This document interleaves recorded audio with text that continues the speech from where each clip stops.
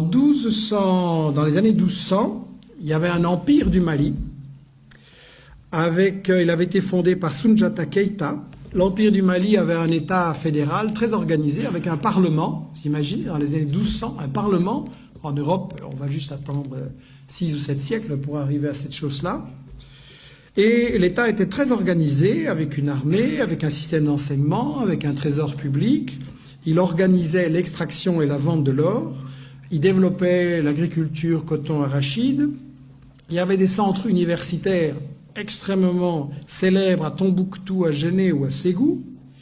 Et un des successeurs de Keïta, Boubacar II, 2 siècles avant Christophe Colomb, a lancé 2 expéditions maritimes pour découvrir l'Amérique. Donc, pour des gens qui ne sont jamais entrés dans l'histoire, c'est pas mal. Et en fait, ce qui est intéressant, c'est que donc, il y avait toute une économie en Afrique et au Mali.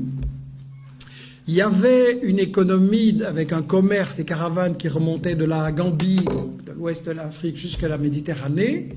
C'était effectivement contrôlé, organisé par les Touaregs. C'était un commerce extrêmement prospère. Et quand le colonisateur français est arrivé là, intéressé par les matières premières, qu'est-ce qu'il a fait? Il a totalement disloqué, brisé ce commerce. Pour gérer le commerce et l'économie, il a importé des Libanais et des Grecs. Et ensuite, la grande démocratie française, qu'est-ce qu'elle a fait? Elle a assassiné des milliers de professeurs de langue arabe. Pourquoi? Parce que ce commerce entre toutes ces régions et tous ces pays, quand vous faites du commerce, vous avez besoin d'une langue que tout le monde comprend. Aujourd'hui, c'est l'anglais. Vous voulez faire du commerce, c'est l'anglais. Et à ce moment-là, c'était l'arabe.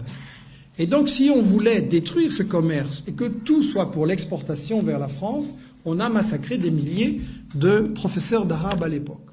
إن أعجبك الفيديو لا تنسى الإعجاب والاشتراك في القناة.